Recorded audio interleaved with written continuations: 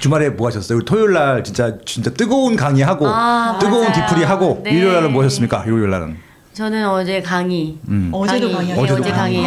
오전 오후하고 상담하고 제가 요즘 제일 잘 나가시는 것 같아요. 네. 덕분에 우리 하느님이 내려주신 우리 빠시용님 덕분에 지금 제가 먹고 살기 바쁩니다. 아니 수강생 상담하시는 분이 뭐 한 말씀 하셨다면서요? 아니 그러니까 그 토요일날 평촌 강의가 너무 핫했잖아요. 네. 제가 막 3억, 2억, 1억 막 이렇게 좀 추천을 해드렸더니 네.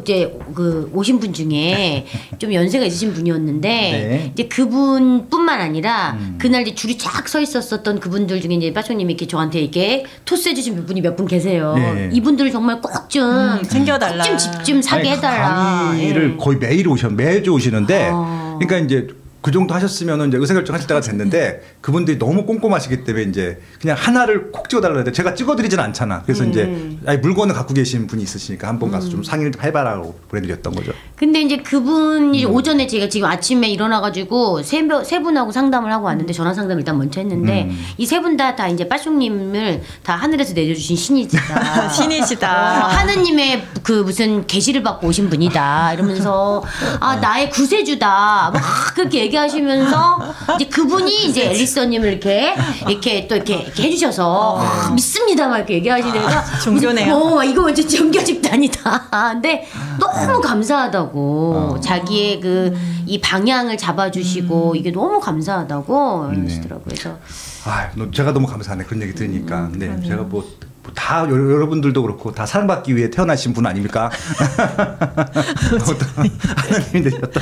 다 그래 건 다. 아니 독실하게 이제 성당 다니시는 분이신가 그러니까. 봐요. 네, 그래서 저도 이제 오늘 아침에 계속 막 이렇게 1시간 넘게 얘기를 다 드렸는데 네네. 아무튼 덕분에 제가 이번 주에 쉴 틈 없이 달려야 되게 생겼습니다. 알겠습니다. 아무튼 좋은 좀 거래가 있었으면 좋을 것 같고 좋은 매물들 의사결정하시면 좋을 것 같네. 예, 아무튼 드시면 또 밥 먹는 걸로. 네, 알겠습니다. 하도록 합시다. 네.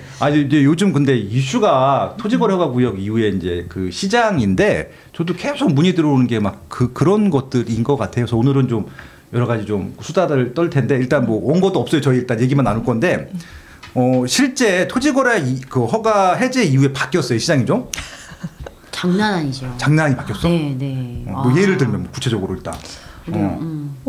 일단 잠실 엘세가 공식적으로 31억 실거래가 되었고요. 30억 나온 지 얼마 됐다고? 31억 나왔다고? 네네, 31억 나왔고 레미안 대치 팰리스 같은 경우에 국매비용이 한 40억 나왔죠. 네, 그래서 잠삼대청이 이제 13일부터 해제가 되고 그리고 이제 후에 단지들이 사실 다 정해져 있잖아요. 네. 삼성동 같은 경우는 힐스테이트 1, 2차라든지 롯데캐슬이라든지 그리고 뭐 청담 리엘 같은 경우에는 뭐 입주권 자체가 씨가 말랐고 레미안 어때 거기? 레미안 삼성동 거기는 라클라스인가 이름이 뭐였지?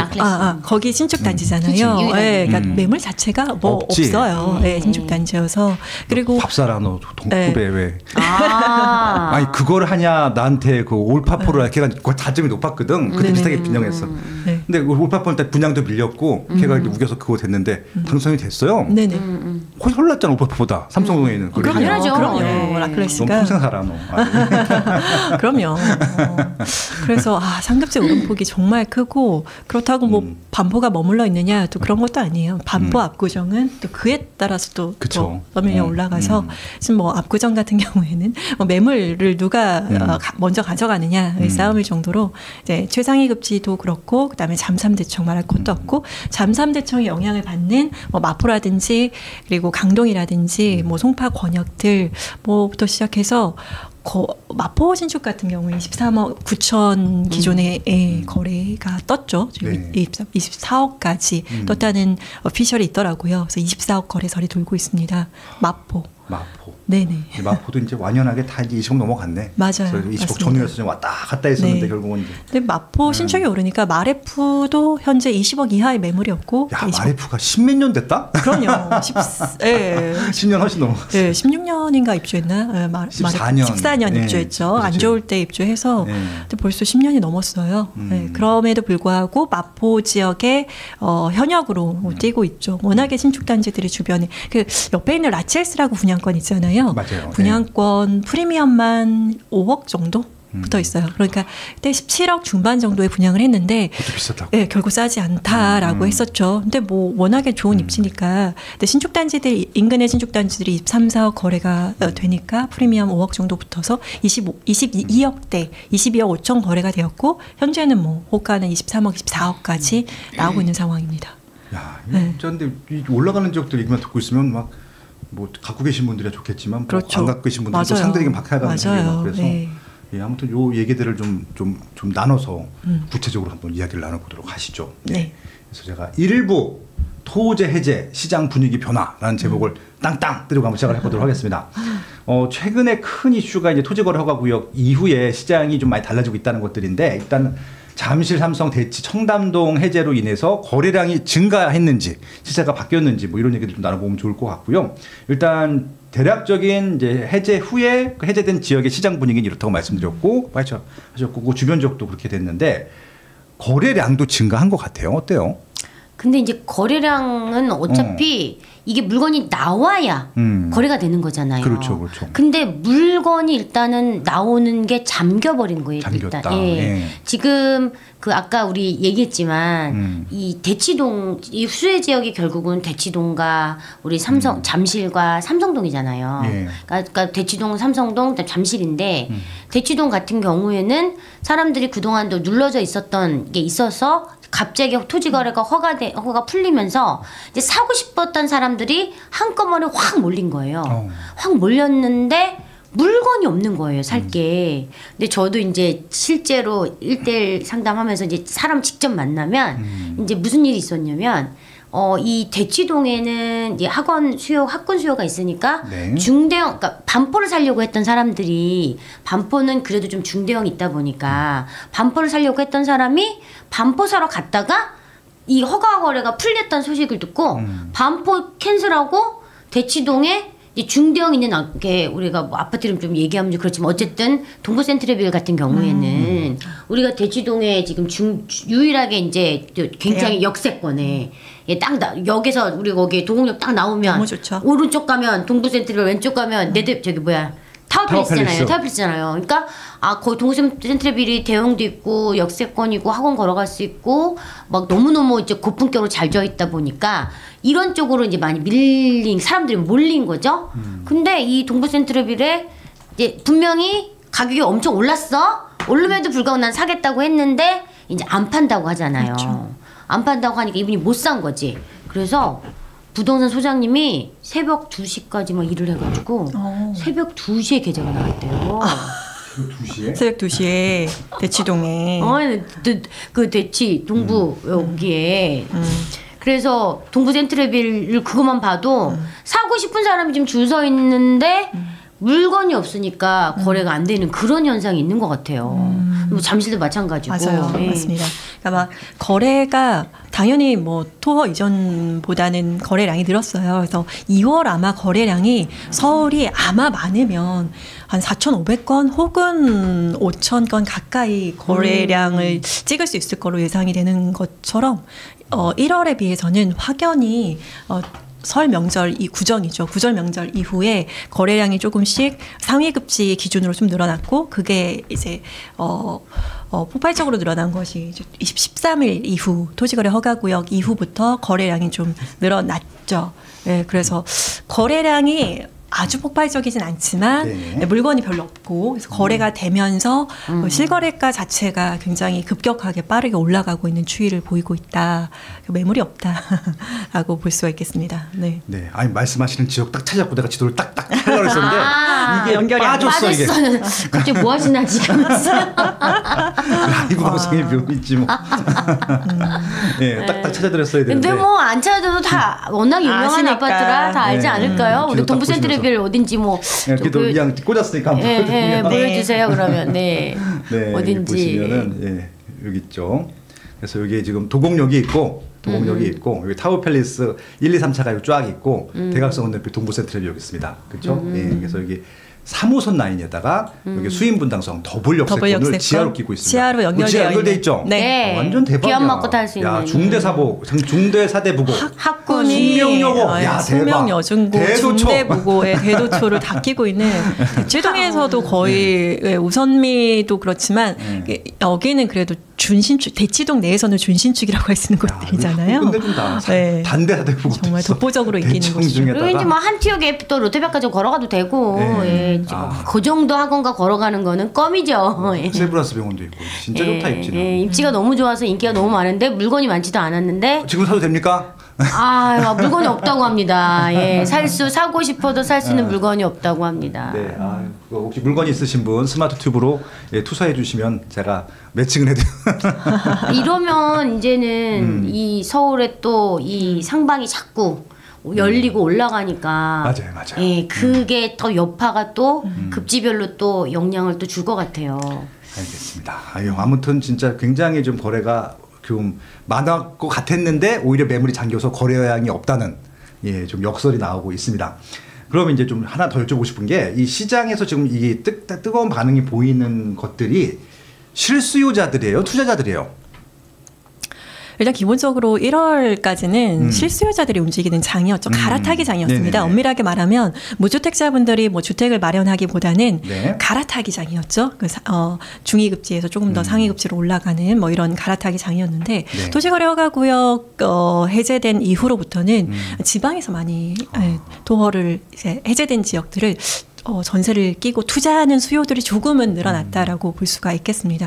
그리고 당연히 뭐 실수요자분들 상위급지로 갈아타고 싶어하는 실수요자분들도 일단 우선 전세를 낄 수 있으니까 실수요와 투자 수요까지 이제 가세한 장이 아닌가 싶습니다. 근데 이게 제가 애매한 게 실수요자와 투자자의 기준이 지금 없지 않나 싶어요. 왜냐면 지금 누구나 서울을 갖고 싶어하는 오늘 뉴스에 보니까 뭐 너무나 많은 사람들 외지인이 지금 오늘 기사 오늘 아침 방송에도 이렇게 얘기하셨듯이 네. 외지인이 지금 서울에 엄청 많이 사고 있다. 그 외지인은 결국은 서울 사람이 아닌 사람이 지금 서울을 사는 거잖아요. 그렇죠. 근데 그분들도 지금 막 다주택자가 사는 게 아니잖아요. 어차피 하나 가진 사람들 갈아타기 수요잖아요. 내가 지방에 있는데 지방을 팔고 서울에 사두는 거잖아요. 하나 사는 것도 이것도 투자자라고 해야 할지 그게 되게 애매하지 않나. 그래서 저는 어차피 이건 다 실수요자로 봐야 되지 않나 싶어요. 그러니까 내가 꼭 실거주에서 살아야 실거주자라고도 하겠지만 실수요자 하겠지만 뭐 내가 무주택인데 서울 하나 사놓겠다. 아니면 1주택인데 갈아타고 서울 하나 사놓겠다. 결론은 이게 실수요자냐 투자자냐 이거를 나누는 것보다는 어쨌든 이 서울이 이렇게 굉장히 핫하고 누구나 서울에 좀 파킹을 하고 싶다. 전국구. 예, 전국구가 된 거잖아요. 근데 이걸 보면 이해는 하지만 또 제 입장에서는 걱정이다. 이게 서울을 가진 사람과 서울을 안 가진 사람으로 이게 진짜 나눠지려나 이런 걱정이 좀 되고. 맞아요. 이게 좀 어떻게 보면 이게 정말 심화되면 좀 심각한 문제가 되는 거 아닌가. 지방 어떻게 하냐는 거지. 경기도 인천도 사실 그렇게 좋지는 않잖아요. 여기서 조금 경기도 인천 안에서 물론 좀 핵심 지역이라든지 그런 지역들은 그래도 좀 괜찮지만 그렇지 않은 지역들은 많이 아직 힘든데 지금 너무 지방 시장이 좀 걱정되는 게 아까 우리 헐러님 얘기하셨지만 지방에서 지금 전세 끼고 살 수 있는 게 됐잖아요. 토어가 풀리면서 내가 최고 상급지에 그동안은 사고 싶어도 못 샀는데 이제 전세 끼고 살 수 있게 풀리니까 오히려 지방 분들이 더 많이 더 서울로 이제 올 수 있게 된 거잖아요. 근데 그분들이 뭐 다주택자가 아니에요. 보통 1주택자나 갈아타기 수요기 때문에 그래서 이 걱정이 좀 됩니다. 사실 저는 지방이. 맞아요. 그러니까 약간 서울 아파트가 이제 트로피 에셋 같은 그런 느낌이 지위제라고 하죠.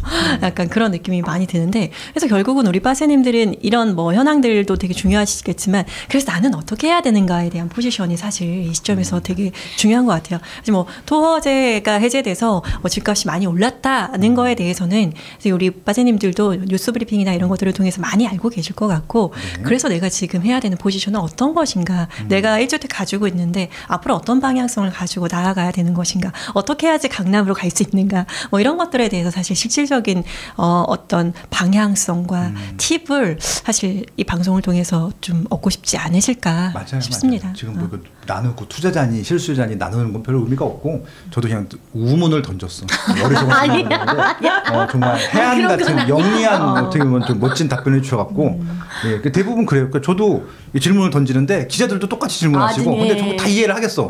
근데 이게 보니까 그 지금 홀홀님이 말씀하신 게 이제 정답이고 우리가 메인으로 해야 될 일인데 거기까지 가기 전에 이걸 딱 얘기해 버리면 재미없잖아. 그래서 이제 한번 이제 하는 차원으로 말씀을 드렸던 거였었고요. 몇 가지만 더 짚어보고 그 이제 메인 질문까지 가보도록 하겠습니다. 특히 제일 인기 있는 단지가 뭔 것 같아요? 이번에 해제 이후에 한 단지만 꼽아보세요. 한 단지만. 리센츠.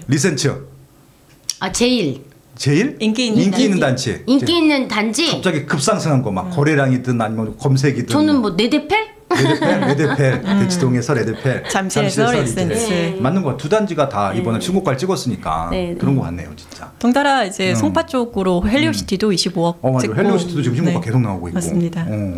뭐 올파포도 계속 올라가는 거 같아. 맞아요. 그러니까 잠실과 되게 굉장히 긴밀하게 연결되어 있는 지역이 송파권역과 강동권역이어서 잠실이 안테나 단지잖아요. 움직이기 그렇죠. 시작하면 연동이 돼서 움직일 수밖에 없다라고 생각합니다.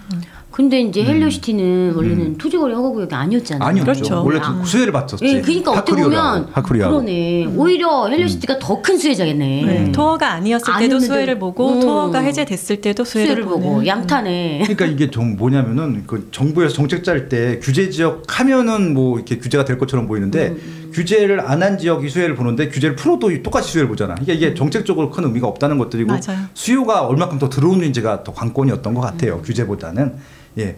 그리고 이제 또 이것도 궁금해하실 것 같은데 반대로 이거 왜 움직이지 않지 하는 지역이 있어요? 단지명 찍긴 좀 그러니까 그거는.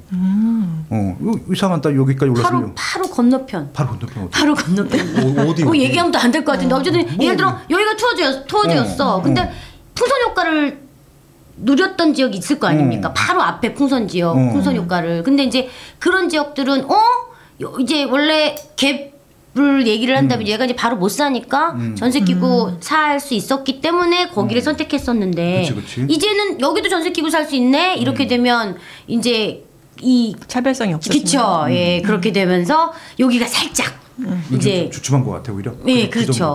예, 그리고 약간 아까 물론 반포나 압구정도 많이 거래가 되는 건 맞지만 반포 살려던 분이 반포가 지금 너무 많이 올랐잖아요. 반포는 토지 허가구역이 아니어서 우리가 왜 반포만 예뻐해 이런 얘기를 할 정도로 반포는 거래가 너무너무 자유로우니까 뭐 40억, 50억, 60억 막 갔잖아요.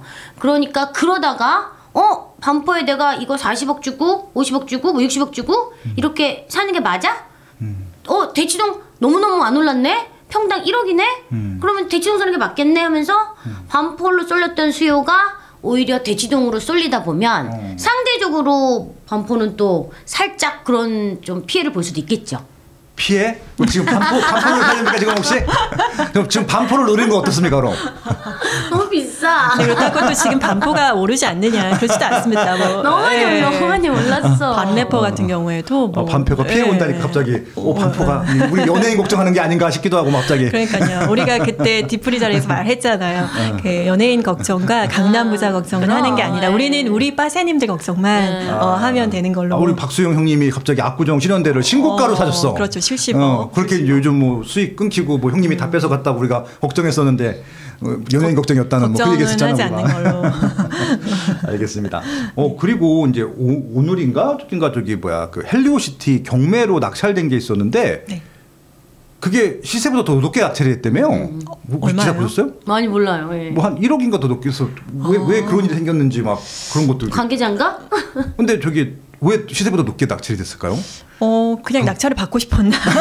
이해관계자일 수도 있을 것 같아요. 네, 이해관계자일 확률도 높고. 그러니까 워낙에 그 호가랑 실거래가랑 지금 또 차이가 나니까 그 사이에 어딘가를 노렸을 수도 있을 것 같고요. 아니면 동호수 이런 게 이 헬리오시티가 워낙 대단지기 때문에 이쪽과 저쪽의 가격 차이가 엄청 크거든요. 당연히 이쪽이 비싼 거죠? 예. 제가 뭐 농담으로 얘기하는 게 이쪽 8호선 끝 완전 반대편 끝쪽에 있는 이 사시는 분들은 일단 엘리베이터 타고 내려와서 차를 타고 그렇죠. 예, 차를 타고 5단지 쪽에 차가 지하 주차장 차가 앞으로 그 저기 지하철역 가까운데 주차를 하고 이제 8호선 타고 가신다 얘기를 하는데 단지 내에서 차를 타고 이동해. 맞아요. 그 지하에 차가 있잖아요. 차도가 그 차도로 해서 이제 갈 수 있거든. 근데 이제 저는 걸어가 봤는데 멀어요. 20분 걸리더라고요. 근데 겨울 같은 경우에 특히나 진짜 차 타고 그 1단지 분들이 원거리 1단지에 있는 분들이 5단지 쪽으로 주차하셔가지고 1단지 그 인근에는 주차 자리가 굉장히 귀하잖아요. 그렇지. 그러니까 올파포 같은 경우에도 제가 지금 올파포 월세에 거주하잖아요. 올파포 이게 거주지 깝니까? 헐헐리 올파포 산대요. 월세 산대요. 맞아요. 월세 사는데 너무 좋아요. 근데 저희 같은 경우에도 워낙에 날씨가 뭐 지난주 너무 추웠잖아요. 그러니까 바깥으로 다니기가 너무 추운 게 날씨가 추우면 15분 걸어갈 수 있는데 이게 좀 어렵더라고요. 저희도 이렇게 차를 타고 그 지하철 쪽 있는 쪽의 단지에다가 지하에 주차를 하고 걸어가는데 그 주차가 어려워요. 다른 쪽은 굉장히 널널한데 그 정도로 굉장히 규모가 대단지의 그쵸? 어떻게 보면 단점이라고 할 수 있죠. 근데 충분히 그런 것들은 장점이 워낙 많아서 우리도 상세할 수 있겠더라고요. 그러니까 제가 봤을 때는 그 경매 나온 것도 뭐 동호수에 따라 가격 차이가 다르니까 거기서 오는 뭐 기준가가 좀 다르지 않을까 싶어요. 기준이. 네, 그 경매는 또 하도 이상한 좀 변수들이 많아갖고 이건 진짜 경매 전문가한테 얘기를 들어봐야 되더라고요. 그러니까 너무 싼 것도 이상하고 너무 비싼 것도 이상한데 다 이유가 있었어. 근데 아무튼 제가 그 질문 드린 이유는 지금 뭐 호가하고 우리가 실거래가가 늘 좀 갭이 있었잖아요.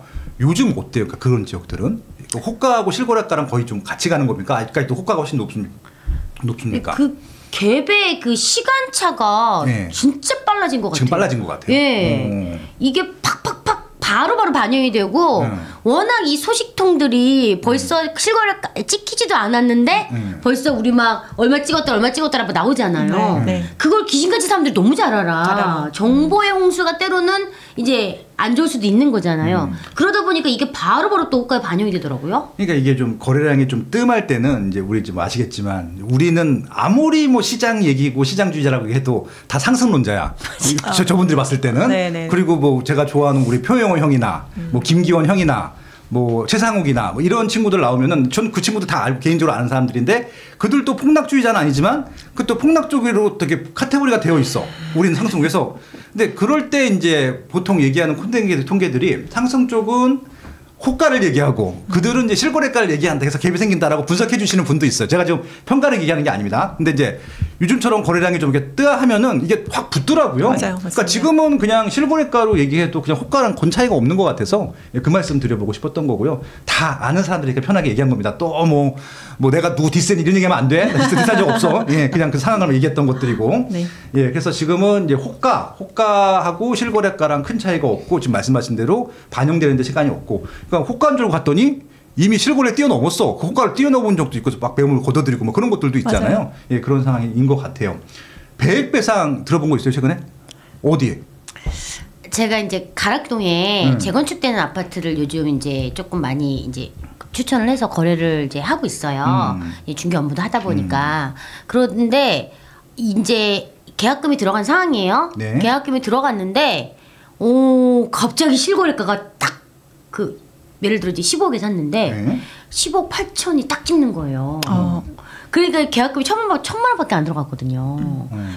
그러니까 내가 깜짝 놀란 거예요, 제가. 아니 이게 무슨 뭔 일이야? 갑자기 왜 8천이 올랐어? 그러니까 이게 이 토지거래 허가 거의 아니 오늘 말이 바꿔요.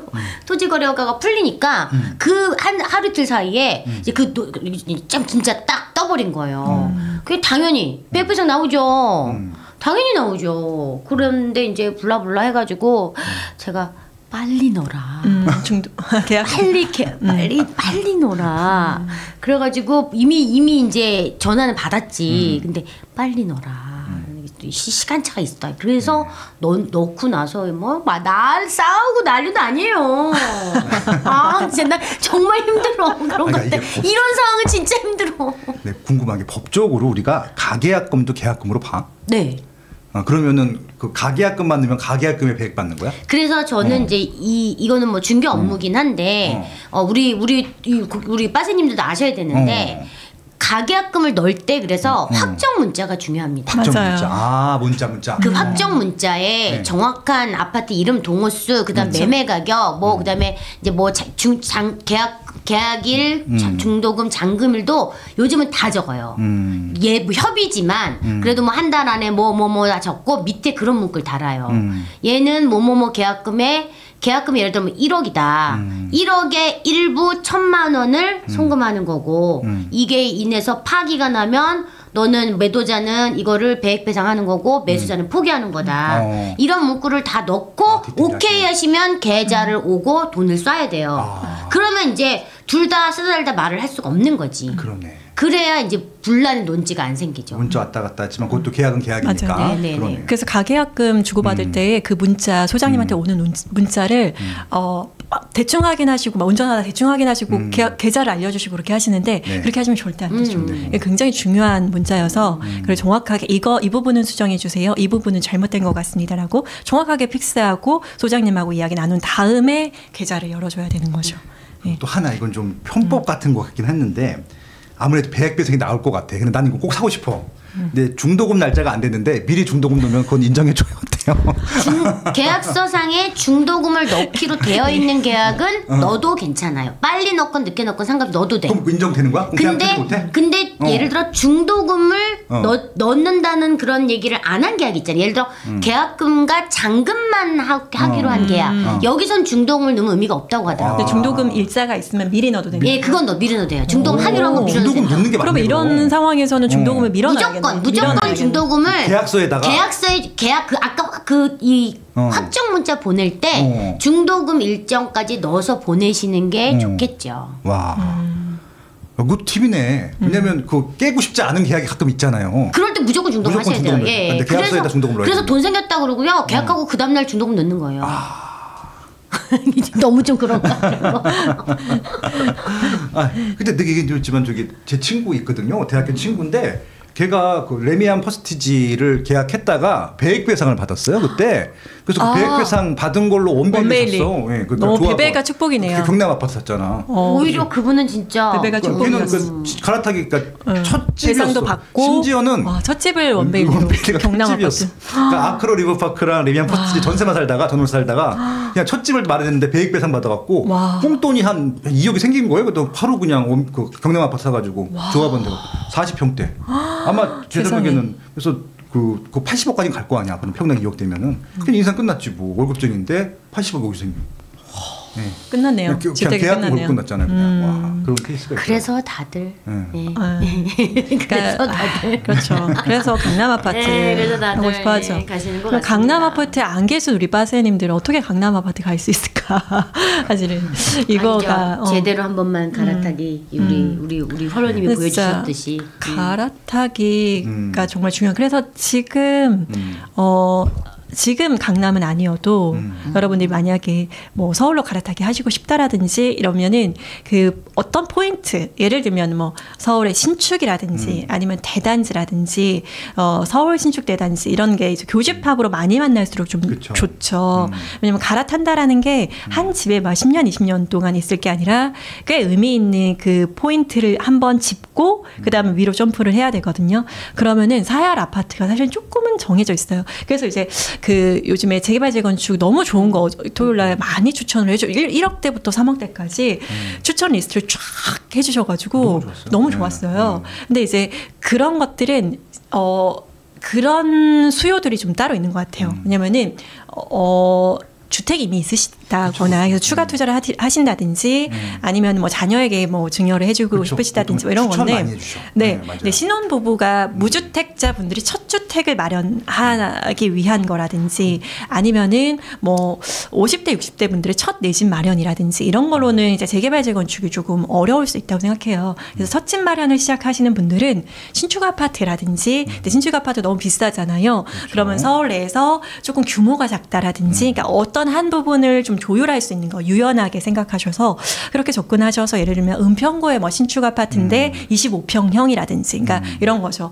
고양시의 동구, 서구에 있는 기축단지, 구축단지의 30평대를 선택할 것이냐 아니면은 은평구에 있는 신축단지의 25평형을 선택할 것이냐 이런 거에서 갈아타기에 있어서 조금 더 유리한 상품은 어떤 것인가를 좀 생각하셔야 될 것 같아요. 제가 생각하기에는 갈아타기로는 은평구의 신축 조금 25평형이 더 좋을 수는 있거든요. 이런 식으로 내가 지금 한다름의 강남에 닿기는 좀 어려울 수 있지만 그렇죠. 이 은평구의 25평형의 신축 단지를 시작으로 해서 사실 이게 갈아타기 한 2번에서 3번 정도 하면 강남에 사실 닿을 수밖에 없거든요. 그렇죠. 닿을 수 있어요. 이게 막 무리하는 것들이 아니라 그냥 1주택 갈아타기 하시면서 올라가도 되시니까 이 디딤돌로 삼을 수 있는 포인트 아파트를 처음에 잘 잡으시는 게 좋고 이미 이런 포인트 아파트를 갖고 계신 분들도 있어요. 네. 근데 본인들이 되게 많이 갖고 있다라는 걸 모르시고 박탈감을 느끼시는 거예요. 그러니까. 왜냐하면 우리 아파트는 1억 올랐는데 뭐 2년 동안 1억 오르고 2억 올랐는데 저기 아파트는 그 뭐 10억, 20억씩 오르잖아요. 제가 작년 2월에 이제 반포 DH 클래스트 1단지죠. 반포 1단지 관심이 많아서 메모를 받아봤어요. 실제로 매수를 너무 하고 싶어서 이제 시세 트래킹을 하려고 받아봤는데 작년 2월에 소장님하고 문자를 나눈 게 있더라고요.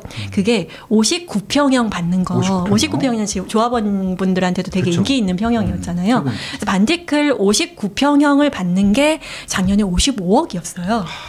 55억. 그래서 제가 강의 때도 우스갯소리로 지금 우리 대한민국에서 최고 저평가된 아파트가 반디클이다. 55억 있으시면 이걸 사시라라고 했거든요. 근데 지금 매물 얼마인지 아세요? 딱 1년, 정확히 1년 만이에요. 그럼 100억 가야 될 것 같은데? 100억이에요. 그러니까. 100억이에요. 그래서 작년에 정확히 정말 55억에서 조금 높아지는 추세여서 60억 정도라고 말씀하셨었거든요. 네, 반디클은요. 초과이익 환수금도 없어요. 없고 추가 분담금도 없어요. 돌려받죠. 네, 그냥 끝이야. 환급이죠, 환급. 네. 그래서 확실히 정말 우리가 좋은 지역으로 가야 되는 이유가 이것만으로도 더블이잖아요. 더블입니다. 가짜 두 사람. 그래서 지금 내 걸음이 너무 느리다고 답답해하지 마시고 이거 정말 그러니까 단계를 거치면서 가시면 되거든요. 그러니까 제가 알기로는 송사리님도 꽤 괜찮은 수도권에 이제 분양 입주권 또 가지고 계신 걸로 알고 있고 막 그래요. 이제 그런 것들이 되게 좋은 이 디딤돌 자산이 될 수가 있어요. 그래서 그 다음 그러니까 플랜을 어떻게 짜느냐에 따라서 이게 정말 폭발적으로 자산이 늘어날 수 있거든요. 네. 그래서 이런 그 루트를 어떻게 가야 되는가에 대해서 고민하시면 되게 좋을 것 같아요. 네. 시장은 살피시되. 그렇죠? 이런 얘기 하면 이제 저기도 이제 고추전자님 저도 우리 또 그 빠세님 중에 한 분이신데 세금 걱정들을 많이 하세요. 예. 근데 이제 그 한마디로 말씀드릴게요. 예. 세금 내는 게 나아요, 차라리. 맞아요. 갖고 있는 게 낫지. 예. 세금 그냥 몇 년 동안 내도 그러니까 50억짜리가 지금 100억이 됐잖아. 예, 세금을 50억 내라고 그러지는 않을 거죠. 맞아요. 그리고 우리가 일반적으로 이렇게 빠세님들이 많으면 3주택, 2주택 이렇게 되실 텐데 이 절세 전략을 활용해서 2주택을 이렇게 매수매도 하시는 거, 2주택 정도 안에서 하시는 거 세금적인 부담이 정말 없어요. 그러니까 저는 이제 세금 걱정하시는 분들은 일단 세금 내보고 걱정해라. 맞아요. 부담되면 그때 팔아라. 그리고 이제 제가 최근에 뭔가 하나 양도해서 이제 양도세 계산을 하느라고 세무사 의뢰를 했어요. 근데 저희가 사실은 분양가 대비해서 10억 이상 좀 올랐거든요. 근데 세금이 저희 부부 합해서 각각 공동명의 한 5천만 원? 정도예요. 그러니까 세금을 너무 두려워하실 필요는 없어요. 실수요자분들 뭐 2주택 왔다 갔다 하시는 분들 있잖아요. 그러니까 세금 정말 절세 전략만 잘 피시면 뭐 내가 뭐 실차익 10억이면은 뭐 5억이 나갈까? 그러니까 5억이 나갈 수도 있어요. 절세 전략을 잘못하시면 그렇죠. 나갈 수도 있는데 이런 절세와 그다음에 어떤 아파트를 선택을 할 것인가, 그러니까 상품과 절세 전략 그리고 상품을 사실 때 어떻게 하면 적은 자본으로 가장 좋은 집을 살 것인가, 대출 전략 이런 것들을 잘 공부하신다면 그러니까. 네, 생각하신 것보다 훨씬 더 여러분이 생각하시는 강남에 빨리 닿으실 수 있을 거예요. 네. 뭐 세금 얘기 나왔으니까 이제 제가 좋아하는 대학교 형님이 계세요. 뭐 증권회사 대표님, 지금도 현직 대표님이세요. 그래서 집 몇 번, 2번 추천드렸다가 결국 맨 마지막에 압구정 현대아파트 추천드렸었는데 그 형이 레미안 포스티지 제일 큰 평형 때 갖고 있다가 이제 그 압구정 현대아파트 7년도 제일 큰 거 산 거예요. 두 개를 갖고 있었어. 그때 서슬퍼런 2020년도. 그러니까 종부세를 얼마 전에 딱 두 채 갖고 있었는데 2억을 냈어요. 둘 다 제일 큰니까. 그러니까 그 형이 저한테 그러더라고. 황렬아 이거 하나 팔아야 되는 거냐? 그래서 형님 뭐 부담되시면 파시죠. 뭐 그렇게 얘기를 했지. 그랬더니 팔았어. 근데 아마 파셨어요. 당연히 저거 팔았지. 레미안 포스티지를. 그러니까 아무튼 시세 차익이 24억인가 그래. 뭐 아무튼 뭐 늦게 사시는데 뭐 많이 올랐으니까 세금 내시는데 그 형이 최근도 자주 만나거든요. 압구정 현대아파트 모임이 있어갖고 저는 아니지만 자문해드리러 가는 괜히 판 것 같아 양렬아. 그러니까 지금 팔았던 얘기도 그냥 그걸 왜 팔았어 이런 생각이 들고 나는. 왜냐면 그게 되게 희귀한 평형이거든. 제일 큰 평형 때가 그 매물이 거의 안 나오는. 팔면 다시 못 사는 건데. 근데 1년 만에 후회하시는 거야. 딱 2억의 그 어떤 종부세를 더 받고 올랐거든. 나니까 그러실 거. 그러니까 돈 있으신 분들은 또 그러시더라고. 그러니까 저도 사람 이게 이거 잘 특히나 이게 부동산 이렇게 깊이 공부 안 해보신 분들이 제일 걱정하는 게 세금이거든요. 근데 저는 그런 얘기예요. 세금 걱정하지 말고 내가 산 집이 안 오를까봐 걱정해라. 맞아 명언이에요. 네 맞습니다. 그러니까 이게 이분들이 50% 세금 내는 것들에 대해서 이제 한 번도 경험이 없으시니까 그런 거예요. 그러니까 다 있으실 거잖아요. 저도 막 사고 팔 때는 막 55%씩 내고 막 그렇게 했거든요. 어차피 그렇게 해도 남잖아 돈이. 남는 거 생각하셔야 되는데 세금 낼 것만 아까워하시니까 이제 답이 안 나오기도 하고. 그리고 이제 양도세는 어차피 벌어서 내는 거니까. 이게 마이너스 되면은 안 내요. 맞아요. 그리고 심지어 낸 거에서 상세도 돼. 그러니까 내가 이거 안 올라가지고 양도세 안 내면 좋아할 게 아니잖아요. 많이 오른 거에서 양도세를 내는 거니까 세금 걱정할 필요 없고 종부세는 물론 보유세는 내가 팔아서 내는 게 아니니까 부담은 되시겠죠. 그렇죠. 감당할 수 있어요. 근데 집값이 오르는 거 생각하면 종부세 낼 때 행복하실 것 같아요. 근데 집값이 안 올랐을 때 종부세 낼 때는 속상하겠지. 그러니까 오를 집을 사야지. 아마 이런 기사도 많이 보셨을 것 같은데 그 종부세 한창 올라갈 때 강남 사모님들이 종부세 내려고 알바하고 적금 분다는 얘기 들었잖아요. 그분들이 왜 그 팔지 왜 갖고 계실까? 사람들이 다 비웃었거든. 근데 그렇게 아르바이트하고 적금 벌어서 종부세를 내는 것이 또 이득이니까 갖고 있으려고 하는 거잖아요. 그런 생각을 못 하셨어요? 거기 갖고 계신 분들이 바본가? 그 정도 하려고 하니까 그런 거지 뭐. 그러니까 세금은 일단 내보시고 고민해 보시는 게 맞을 것 같고 정 부담되면 그때 팔아도 그렇게 세금이 많이 나온 집 갖고 계신 분은요. 가격만 조금 조정해주면 바로 나가. 걱정 안 해도 돼. 동부이촌동 한강맨션의 미래는 어떤? 이게 뭐 질문이죠? 질문이 자랑이에요. 뭐야 지금? 뭐 하시는 건지 모르겠어요. 갖고 계신 분이시죠? 갖고 계신 거예요 지금. 뭐 저기 최근에 이제 제가 그 이제 안과 굉장히 큰 네. 그 대기업 같은 안과 원장님이 저기 사셨거든 최근에 무주택 자셔갖고 예. 그냥 축하드린다고 했어요. 엄청 축하한다고. 밥을 사시더라고요. 예. 똑같은 말입니다. 예. 네네네. 밥이나 사세요. 밥이나 사세요. 한강뮤지션은 사업성이 얼마나 좋은데. 지금 뭐 벌써 510억, 560억이에요. 그러니까 그 저기 뭐냐 그. 초과이익 환수금을 7억 8천 내라고 하잖아요. 그럼 초과이익 환수금을 7억 8천 정도 내려면 수익이 얼마란 얘기야 도대체.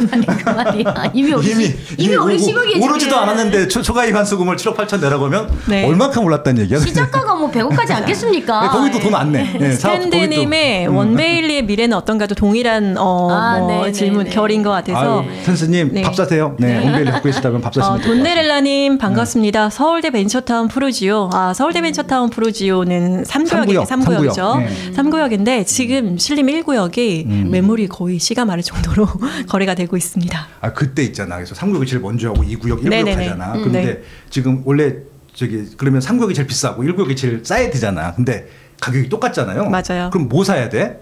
지금 1급 사야 근데 1급 위치가 좋잖아. 당연히 뭐 비교도 안 위치가 되지. 좋으니까. 근데 이게 또 개인마다 좀 다른 것 같아요. 왜냐면은 다르나? 지금 실제로 입주할 수 있으니까. 실거주나 거주가 필요하신 분들 이런 분들은 당연히 이제 3구역 하시면 되고요. 뭐 1구역은 아무래도 뭐 지금 뭐 입지는 가장 좋지만 매매가 그러니까 초기에 투입되는 맞아요. 금액이 시간도. 지금 네, 시간도 그렇고 그래서 개인의 어떤 상황에 따라서 가족의 어떤 이런 상황에 따라서 선택하시면 그러니까 투자 기간을 길게 보는지 짧게 보는지 그리고 조금 입지는 떨어지지만 신축 아파트에 들어가서 2년 후 혹은 4년 후 매도하고 다른 지역으로 점프할 것인지 이런 거에 따라서 조금 다를 것 같고요. 조금 개인에 따라서 좀 정밀하게 분석해야 되는 부분이 있을 것 같아요. 그래서 모두에게 뭐 신립 1, 2, 3구역을 놨을 때 가장 좋은 건 1구역이야. 뭐 이렇게 이게 답을 해드릴 수는 없고요. 개인마다 조금씩 상황에 따라 다르지 않을까 싶습니다. 생애 주기에 따라서도 다르고요.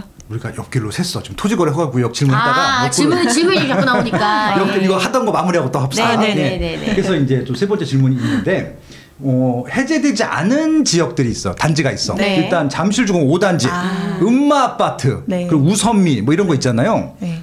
얘네들은 어때요, 지금 분위기? 정부가 끝까지 포기하지 못하는 답지죠. 그렇죠. 네. 근데 뭐 도허에서 해제되지 않았다고 얘네들이 지금 매매가가 내려가고 있느냐? 뭐 더 비싸던데? 더 비쌉니다. 왜냐면 레어템이기 때문에 전혀 지장을 받지 않고 있고요. 그러니까 결국은 이 단지들 14개의 단지는 토허가 해제되면 뭐 훨씬 좋겠죠. 매매가가 훨씬 크게 상승할 텐데 이거는 향후에 이제 3월 이후에 정책적인 그런 방향에 따라서 좀 달라질 것 같아요. 3월 이후에 뭐 큰 뭐 대선이라든지 이런 것들이 있다, 혹은 정권이 바뀐다, 혹은 바뀌지 않는 어쨌든 뭐 당이 바뀌든 안 바뀌든 정권은 그쵸. 바뀌는 거잖아요. 그래서 바뀐다 그러면 그 이후의 정책 방향에 따라서 이런 해제되지 않은 구역들은 좀 달라질 것 같아요. 근데 이 정책에 따라서 이렇게 크게 흔들릴 만한 단지들이 아니잖아요. 그렇죠. 예, 그 가치가 워낙에 좋은 곳이어서. 근데 지금 이제 갭을 끼고 살 수 없을 뿐이 지금 거래는 되는 거잖아요. 거래는 되죠. 예, 그러면은 뭐 충분히 뭐 실권자겠다고 하시는 분들한테는 뭐 추천할 만한 상품인 거잖아요. 근데 뭐 우리가 이 우스갯소리를 맨날 얘기할 때 우리 이전 문재인 정부 때 우리가 조정 지역 해줬고 투기과열 지역 해줬고 비조정 이렇게 딱 구분해 줬잖아요. 저는 그때 농담으로 이런 얘기했어요. 투기과열 지구 엄청 많이 오를 지역이야. 사도 되게 안전해. 맞아요. 조정 지역은 투기과열 조금 덜 오를 지역이야. 그래도 사도 안전해. 비조정 지역은 안 올라. 뭐 이런 식으로 이제 맞습니다. 네. 정부에서 가이드라인을 주지 않았냐는 거죠. 근데 지금 토지거래 허가구역도 어떻게 보면 그런 선상일 수도 있을 것 같다는 생각이 들어봐요. 토지거래 허가를 풀지 못하는 이유가 뭐겠어요.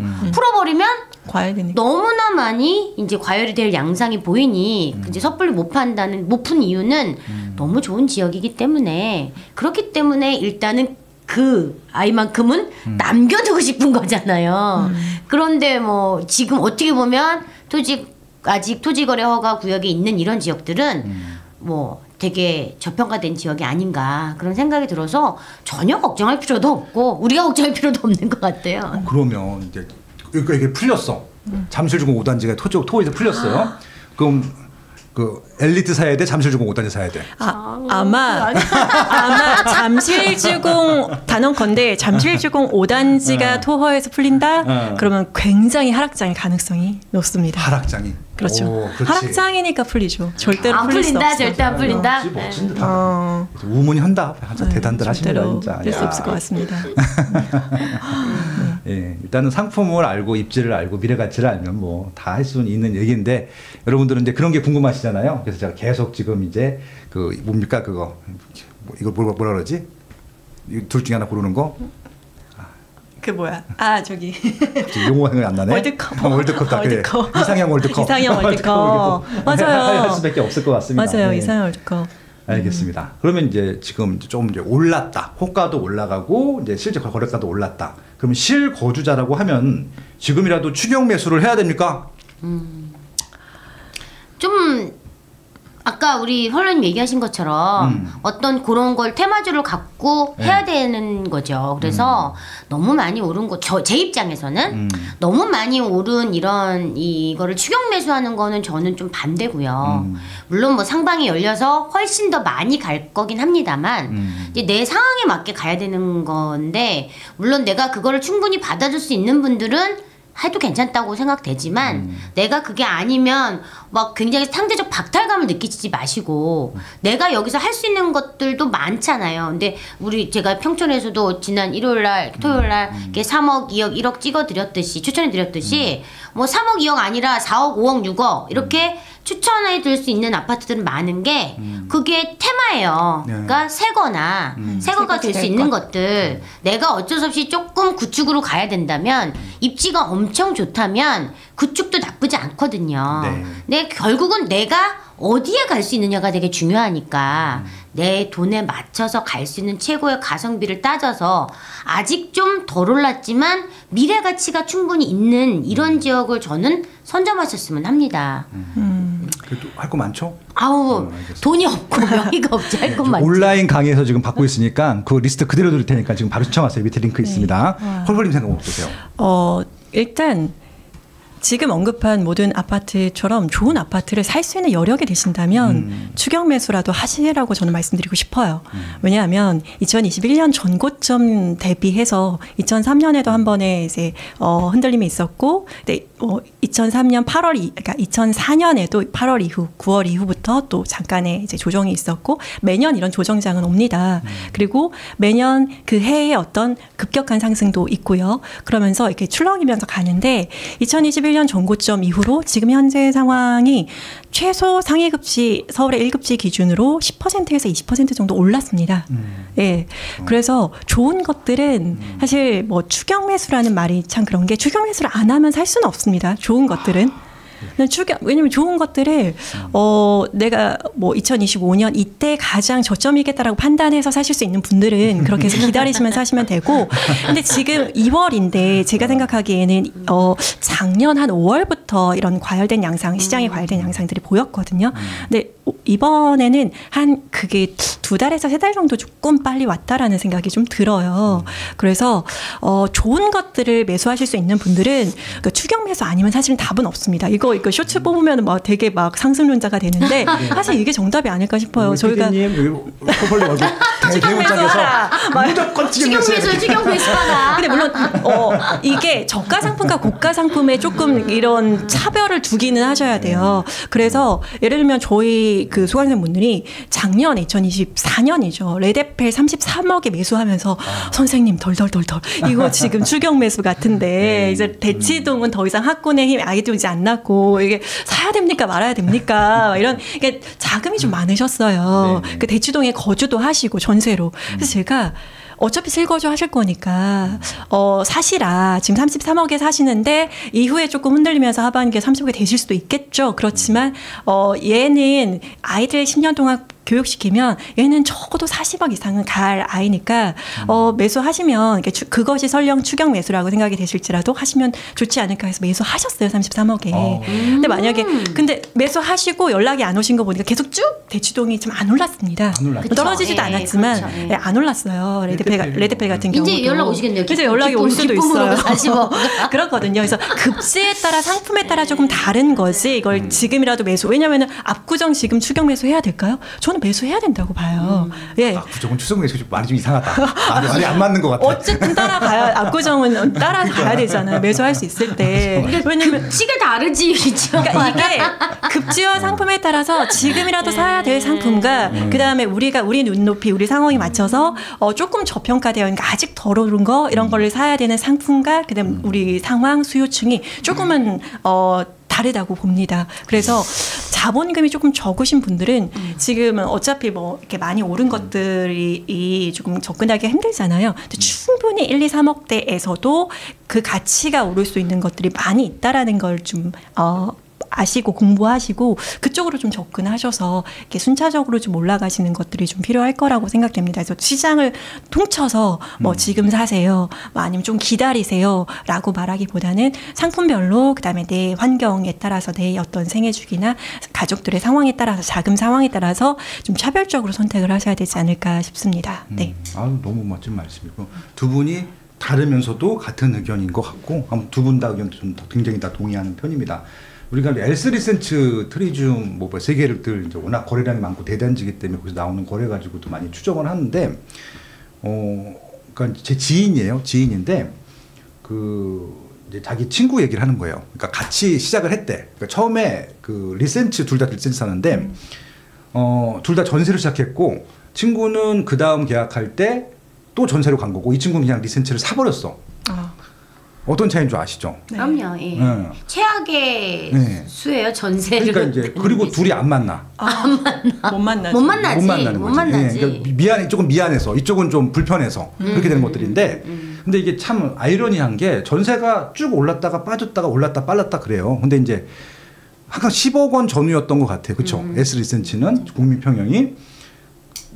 근데 이제 이 전세라고 하는 것은 올랐다가 빠졌다 올랐다 하는데 다 그 선에서 좀 박스권이 좀 작은데 매매는 이렇게 박스권이 이렇게 올라가는 박스권이에요. 그렇죠. 이게 좀 다르더라고. 그래서 이제 전세가율이 좀 낮아질 수도 있고 그런 모습들이 보여서 이게 전세가로 하긴 뭐 거기다가 무슨 얘기를 덧붙일 수 있겠어요. 근데 아무튼 그런 관계에 있는 분들 특히 같은 단지에서 처음에 전세로 시작하셨다가 누구는 중간에 갑자기 자가로 갈아타신 분들하고 관계 불편해지신 분도 꽤 많을 것 같아요. 네. 근데 이제 보니까 우리가 장기적으로는 우상향인데 단기적으로 보면 내리기도 하고 오르기도 그게 하잖아요. 헷갈린 거지. 그게 너무 헷갈린 거지. 근데 이제 많은 분들이 오른다 하면 너무 많이 올랐어 못 사 안 사 나 그냥 전세 살다가 떨어지면 살래 이렇게 많은 생각을 하셨던 분들이 이제 지나고 나서 보니까 나 벼락거지 된 거 아니야? 이런 상대적 박탈감이 느껴지는 거죠. 근데 이게 더 오를 건지 여기서 멈출 건지 내릴 건지 사실 아무도 몰라요.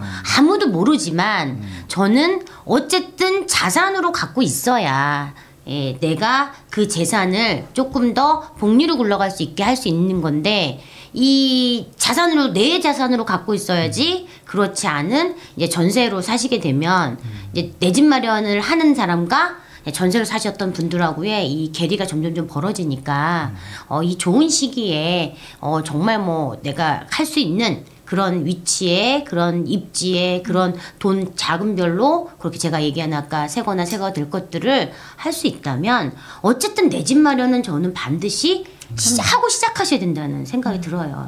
그러니까 하고 헷갈리게 하는 게 정부에서는 하락한다라고 얘기하시는 또 때가 있어요. 그다음에 또 이제 이게 불안하기도 한 게 실제 빠지기도 하니까 그래가지고 그러니까 이제 저는 이제 지난 정부 자꾸 정책을 비판할 수밖에 없는 이유 중에 하나가 그러니까 결국은 사람들의 뭔가 뭐 기대를 하고 있다가 뚝 꺾어놓는 게 있었거든요. 그러니까 대표적인 게 저는 임대차 입법이었다고 생각을 하는데 임대차 입법 때문에 전세 가격이 막 삼중으로 생겨요. 맞아요. 그러니까 이게 실질적으로 보면은 임대차 입법이 없었으면은 그냥 빠지더라도 그 박스권에서 원만하게 빠졌을 거야. 근데 이게 툭 꺾어버리잖아. 그러니까 이게 무슨 얘기냐면은 헬리오시티가 4억 원 하던 게 8억 원이 됐는데 얘는 임대차 입법 계약하니까 4억 5천인가에 계약을 한 거야. 그러니까 이렇게 되면은 꺾인 것처럼 보이거든요. 근데 그냥 계약하면 8억인데 이 4억 5천만 보고 사람들이 꺾였다고 생각하는 거야. 이게 있으니까. 그렇죠. 예. 그러니까 자꾸 헷갈리게 하는 거거든요. 그러니까 이게 임대차 입법 때문에 결국은 시세가 다 흐트러지고 통계로 우리가 뭔가 예측도 할 수 없고 이상하게 됐어요. 근데 그러니까 아까 말씀드린 제 지인 사례가 그게 꺾였다고 믿고 안 산 거야. 이 친구는 그냥 사버린 거고. 예, 왜냐하면 뭐 타이밍도 맞지만 계획의 시청구를 더 썼기 때문에 더 이상 쓸 게 없으니까 그냥 사버린 거예요. 왜냐면 매물값 별로 해가 안 났으니까. 근데 그 이후로 한 10억이 올라버렸잖아요. 뭐 그런 거지 이제. 예, 그래서 아무튼 정책이라고 하는 게 이게 정책을 만드시는 분들은 아무 생각 없이 이렇게 하면은 가격을 누릴 수 있을 거라고 그냥 내세우는 분들도 있겠지만 그것 때문에 더 점핑이 된 건 맞거든요. 지금 솔직히 똘똘한 한 채로 자꾸 몰다 보니까 더 똘똘한 채로 가다 지방 사람들까지 다 올라와서 똘똘한 채를 지금 외치고 있으니까 그런 것들도 있는 것 같기도 해요. 그래서 혹시라도 지방 완화 정책이 나오게 되면은 서울시가 좀 분산될 수도 있을 거라고 예상이 되는데 제가 우려되는 게 하도 뒤통수를 맞다 보니까 또 규제할 거 아니야. 이렇게 나올까 봐 제가. 그러니까 제가 늘 말씀드리는 건 지방은 규제를 하면 안 돼요. 그러니까 그냥 청정지역으로 냅둬야 돼. 규제를 아무것도 하지 말고. 왜? 그냥 거기는 늘 안심하고 살 수 있게 하는 게 맞을 것 같아요. 자꾸 지방까지 뒤통수를 쳐버리니까 못 사잖아. 불안해서. 예, 그러니까 되게 나쁜 정책이에요. 지난 정부 정책이. 예, 제가 이제 그런 얘기를 많이 했는데 그러니까 욕을 먹지. 그런 생각을 좀 해봤습니다. 뭐, 질문이 올라온 게 있어요? 서울 갈아타기 미라클님 서울 갈아타기 하려고 고덕 3위 파크. 고덕 3위 파크 재건축 진행하고 있죠. 네. 그러니까 명일동 바로 아래쪽 명일동과 길동 사이에 이제 명일동이죠, 그렇죠? 그러니까 길동 3위 파크하고 그다음에 길동 3위 맨션이 이게 붙어 있는 곳이죠. 재건축인데 지금 사업 시행인가 전이죠. 그렇죠? 사시 전이고 사시 임박했다. 근데 매매가 전세가 투자 금액을 좀 알아야 될 것 같기는 해요. 저게 이제 제가 잘 알고 있는데 저게 이제 아마 프로듀어가 또 서비스 들어와요. 그래서 하이엔드로 들어올 예정이고 매매가와 전세가 차이가 크지 않아요. 그러니까 한 투자 금액 한 4억, 5억 정도 들어가거든요. 제가 5억 정도 들어갈 거예요 아마. 강남권 치고는 강동구인데 근데 이제 어느 정도 50% 단계가 넘어갔는데 제일 작은 평수 기준으로 제일 작은 평수 기준으로 이제 한 갭 정도 5억 정도 들어가거든요. 그래서 저는 사실 좀 추천을 많이 하는 게 역에서 조금 걸어야 그 구분다리 역에서 조금 걸어가야 되긴 하는데 어쨌든 저는 서밋이 들어오기 때문에 서밋이 들어오는 것만으로도 굉장히 이 가치가 좀 올라가지 않을까 생각이 돼요. 가슴이 웅장해집니까? 하이엔드가 들어오니까 그래서 비규제 지역이니까 또 조금 이렇게 내가 하나 있는데 하나 또 더 사시는 분들에게는 하나 그냥 사두기에는 나쁘지 않지 않나 하고 추천을 저는 좀 많이 하고 있거든요. 그럼 여기랑 송파권역에 지금 막 재건축 사시 난 것들이 이게 투자 금액이 좀 차이가 많이 나요. 송파는 앞에 그래도 어쨌든 앞에 10억대는 있어야 되는 거고 저기는 그냥 똑같이 이제 전세를 끼고 사둔다 그러면 여긴 좀 작은 평수 같은 경우에는 5억 정도면 살 수 있으니까 5억에서 뭐 물론 요즘 조금 더 올라서 조금 더 들어가면 6억까지 들어갈 수도 있겠지만 좀 또 후순위 대출 우리 풀팽님 우리 좀 잘해주시는 그 후순위 대출 그런 걸 받고 사면 투자금도 줄여서 살 수 있고 너무 극적이가 아니라 50% 넘으면 조사관에서 우리가 사업시행인가 단계까지 지금 거의 난 상황이면 요거 빨리 전에 사서 또 대체주택도 살 수 있으니까 사업시행인가 나고 사면 저는 좋을 것 같아요. 네, 알겠습니다. 뭐 질문들은 저기 뭐 강의장 오시면 다 저희가 답변 드리는 것들이니까 대부분 다 강의에서 설명드린 단지들입니다. 그래서 요 밑에 온라인 강의 아마 있을 텐데 그거 보셔도 좋을 것 같고요. 지금 아마 우리 앨리선님께서 말씀하신 것들은 다 교재에 다 있는 내용들이니까 그렇게 좀 보시면 될 것 같고 또 화요일 날도 또 질의응답 방송 골드형 방송도 하니까 그때 좀 해주시면 좋을 것 같습니다. 네, 아무튼 또 이 얘기 또 이어가야지. 한번 1시간 했어 벌써 또. 벌써요? 그러네. 3시네. 와. 네, 1시간 이어갔는데 그러네. 그래서 오늘은 토지의 대략적인 분위기만 가지고 1시간을 좀 이어갔는데 어떻게 될 것 같아요? 계속 풀려갈 것 같으세요? 아니면은 다시 규제를 할 수 있을 것 같기도 하세요?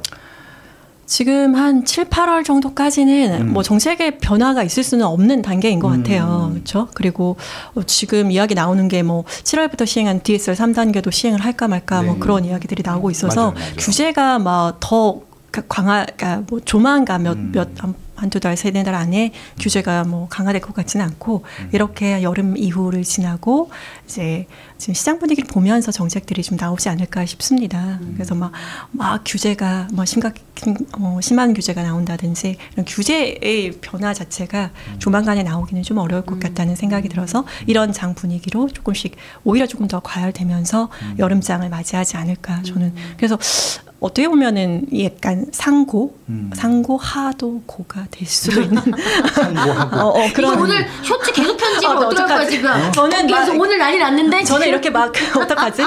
네. 알겠습니다. 네. 영끌 5족의 타이틀을 헐헐님께 물려주고 저는 유유히 사라지는 걸로 하겠습니다. 네. 오늘. 저는 그래서 아까 전에 넘겨드리는 걸로. 파크맨션도 보면서 저거는 이제 저거를 워프 첨부하려면 3일 파크맨션 같은 것들은 그러니까 꼭 3일 파크맨션에 한한 게 아니라 그런 것들을 매수하시고 걔가 사업 시행 인가나고 관처 전 관리처분 인가 전에는 대체주택 매수할 수 있거든요. 그래서 걔 거주하면서 관리처분 인가 사업 시행 인가 난 이후에 관리처분 인가 사업 시행 인가 난 이후에 대체주택 매수하면은 대체주택 특례까지 볼 수 있게 대체주택을 신축 아파트로 전세 끼고 매수하시면 이거 두 채 가져가시면 워프 점프 하거든요. 그 다음에 강남이에요.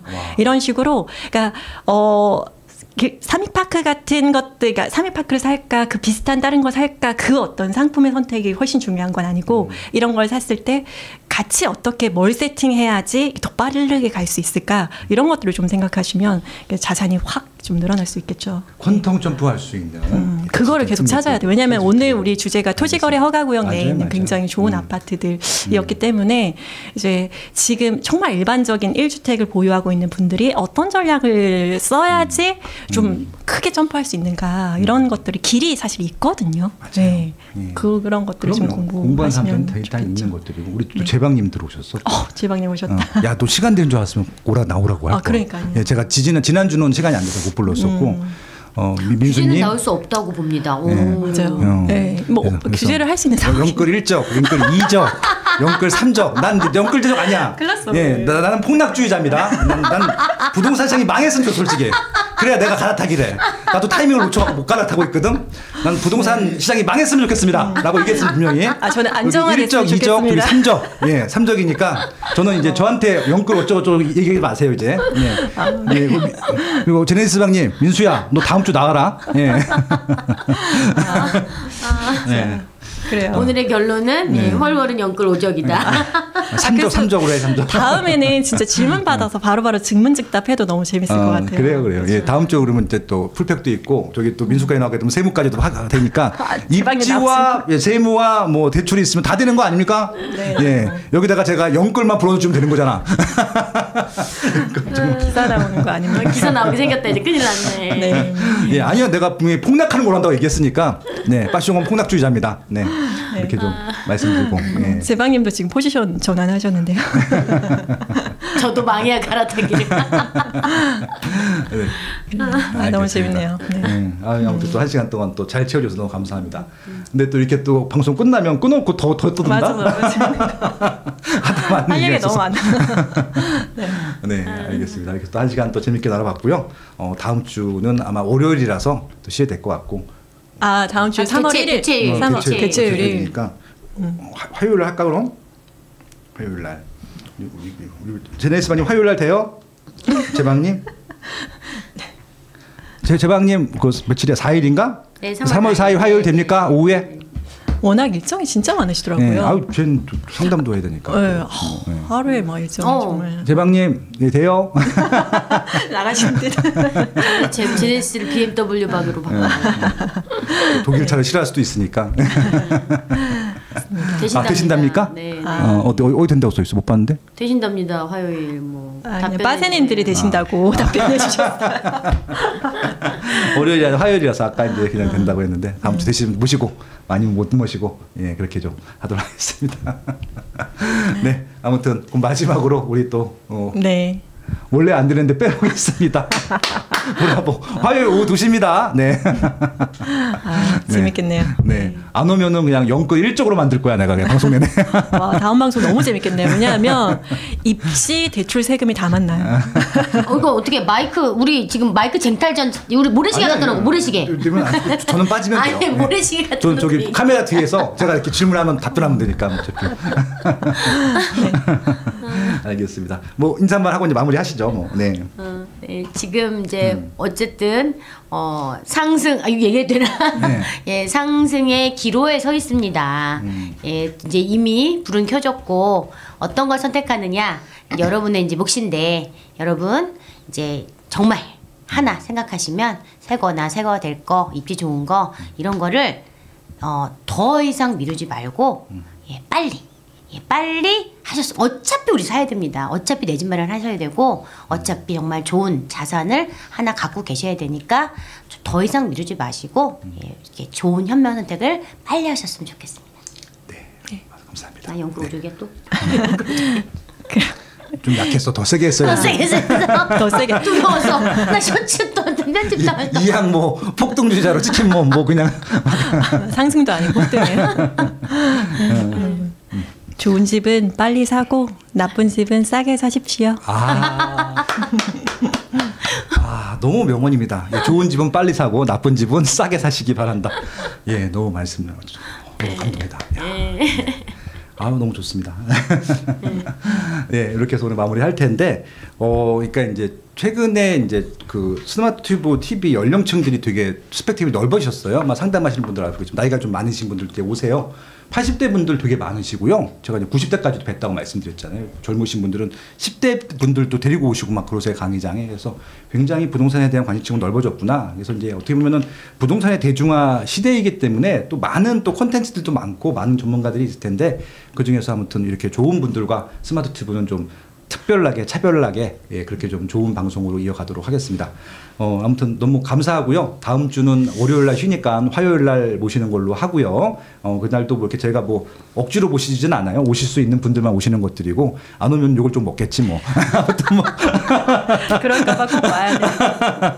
예, 그렇게 말씀을 드리고 오늘 마무리하도록 하겠습니다. 그리고 다시 말씀드리면 저는 폭락주의자입니다. 네, 저는 폭등주의자도 아니고 이제 영끌 오족이라는 말에서 벗어나고 싶으니까 저는 세상이 망했으면 좋겠고 폭락했으면 좋겠습니다. 라고 말씀을 드리면서 예, 오늘 뉴스 브리핑 뉴스 브리핑이네 보수방 수다 방송 마무리하도록 하겠습니다. 아무튼 건강하시고요. 다음 주에도 반가운 또 긍정적인 마인드로 또 밝은 얼굴 뵀으면 좋겠습니다. 감사합니다. 네. 고맙습니다. 감사합니다. 고맙습니다.